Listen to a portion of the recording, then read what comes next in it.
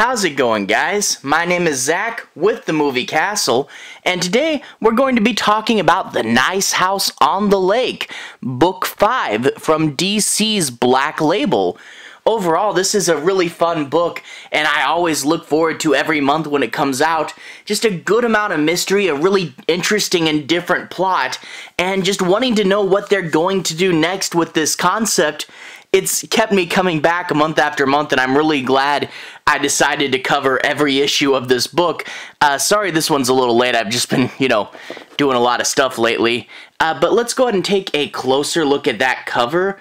The Nice House on the Lake. You get these shooting stars, and this character, the scientist, Veronica, and they call her Ronnie sometimes, which took me a second to get. I was like, wait, who's Ron? Oh, wait, Veronica, Ronnie. Okay, I get it now. And then, you see the barely lit light on the porch.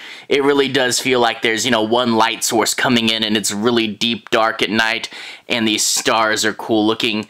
By the way, the stars do have something later on in the issue that really gets me thinking, so we'll get back to that in a little bit. But before we jump in further, check this out. So, Book 5, right? Let me get you in focus. Book 5, but look at this. 1, 2, 3, 4, 5.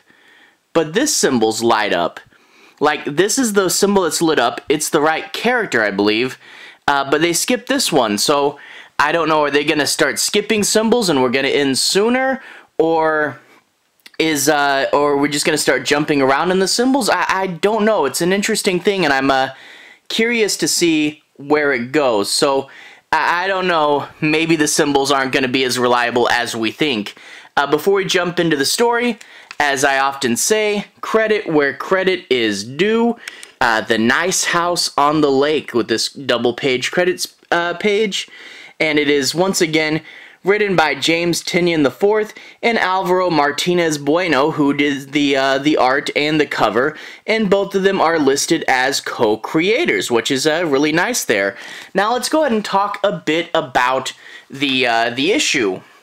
Now that being said, I'm not going to do any major spoilers, but I do want to say my piece on a few plot points and make sure you guys have a basic understanding as to what the story's about. But anyway, no spoilers for this issue, or no major ones, but I will talk openly about the past 4 issues, especially because there's a big revelation in Part 4 that we have to get to here. So let's go ahead and crack this open. We open up in the fiery future, as we always do, and we get the new character, Veronica, talking about Walter as is tradition, and you see she's climbing up into this little treehouse hideout thing, so that's an interesting setting. But this one actually goes on, I believe, 2 pages longer than we normally do, and there is a pretty interesting twist. You see, you get this friend group, right? You get Walter, and you get Nora. At this point in time, she was Norm, and you get Reggie. And they're an inseparable friend group. They all are pretty close and pretty tight-knit. But the thing is, when Norm starts dating Veronica, Walter gets a little hesitant. He likes the group the way it is, and we're bringing someone new in, but Reggie kind of drags off Norm, and the two are left together. And he explains that, oh, it's actually because he's been heartbroken before, and I don't want that to happen to him again. But then, twist, he says, you're the smartest person I've ever met, and I'm thinking about letting you into the group. And she's like, wait, what do you mean? Just the friend group, right? But then he does his weird swirly face thing and goes, forget. So he starts to talk a little openly, and then he erases her memory of this event, and I'm guessing she gets it back after they go to the house on the lake and this is all revealed. But also, Walter's swirly face, I'm guessing that's the idea, is he's all swirly and it's hard to really get a good look at what he really is. I thought that was because he got hit in the face, and that's why he looked all messed up, but I'm guessing he just has this weird swirly form as part of his natural appearance, maybe? I'm not really sure. But anyway, interesting to see that, you know, he could reveal his form at any time and then just erase the memories till later.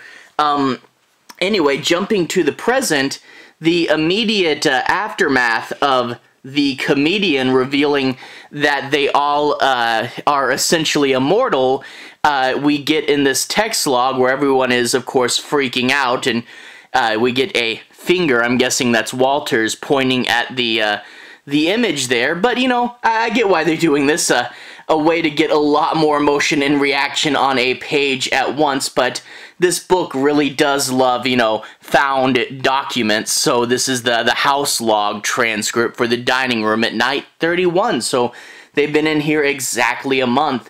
One thing, though, they refer to it as a healing factor. Very modern and comic booky. But anyway, they start to talking, and the main character, the scientist, says, we have to think about this from Walter's perspective. He was, we all just go, okay, his race destroyed humanity. We assume that he's evil, but if you think about it, he protected us, and he's doing this to keep us alive. And they say that if they had listened to Walter at the beginning, that Nora may not have needed her cast on this whole time. And she says, I'm going to ask for a whiteboard from Walter. We're all going to meet tomorrow and start thinking this out and trying to really analyze the solution. You know, so this is, for most of the story, a big analytical issue, a big talking about things issue, and trying to figure out what's going on and talk about the found documents. There's this whiteboard shot, which is really nice. They introduce, they're like, okay, what do we know about the features of this place? Where are we? How no one remembers traveling to the place, and is there mountains in the distance? Should there be mountains in Wisconsin? And then they start to think what this place might be, and, you know, I just kind of assumed they were in a little bubble on Earth, but they're like, what if we're in a spaceship or a parallel dimension? And then someone said just hollow Earth, and they put no, which I'm kind of wondering if that's a reference to Godzilla vs. Kong. But anyway, kind of poking fun at their own property. But anyway, they also talk about Walter here, and I love this, you know, they're trying to guess, you know, what is he, a hologram body? And then they go flesh tornado, which I'm guessing that's a reference to the blade ending. But also, was there ever a real human Walter? That was an interesting question I didn't think of before, and I'm like, huh, you know, I just kind of always assumed there was never one, but maybe he took over for a guy. Maybe a kid died and he just kind of replaced him, you know? So that's an interesting thought, but I never thought of it before. And also, how old is he? Yeah, Walter could be thousands of years old, who knows? But also, we got this really good thing here. Symbols key list, which, yeah, I did need a refresher. I didn't want to keep flipping back to issue 1. So I'm just going to leave this on screen for a second, and you guys can, you know, whenever you want a symbol refresher, just come back to this video and look up what each symbol is. But yeah, I definitely did need that. And there's the one for this issue, the scientist. But anyway, they start to talk, and they, you know, everybody gives up all their secrets. So the one here is like, hey, look, we found these guns on the first day, and we're going to share that with you now. And they're like, why would Walter give us guns if we're all immortal? And then they eventually put together a plan, and I won't spoil what they plan, but they actually go out and they do something pretty big and impressive. And there is a big twist on the end of this book that I was like, okay, well, this is going to change things up for a bit. And maybe now we're getting plot heavy. Maybe I'm the weirdo who kind of like just chilling in the house at the end of the world. I don't know. You could kind of make it a weird sitcom. But overall, they're pushing it where it seems like, okay, now there's something they need to do. And I'm curious how it's all going to wrap up. These last 5 issues could be really big, even if... Is there only going to be 5 more issues? I don't know. The number system is off now. Maybe this is going to be ongoing. I don't know. I'm curious where it's going now, and we feel like we are taking a step.